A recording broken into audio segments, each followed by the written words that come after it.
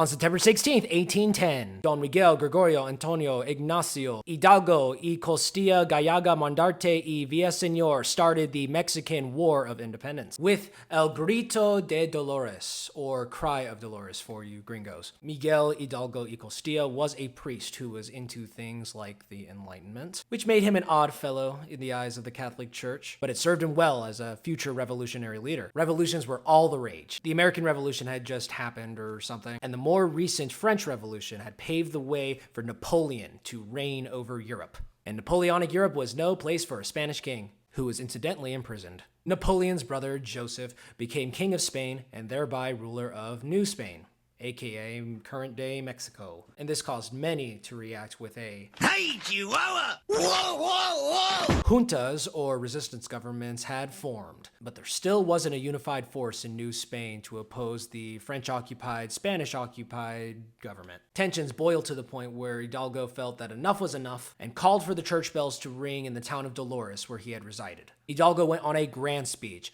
basically calling for a revolution. And what is perhaps the most famous speech in all of Mexican history wasn't ever transcribed. Apparently nobody had a goddamn pen on them, but the speech probably went something like this. Escuchen, esos de Europa creen que pueden formarnos.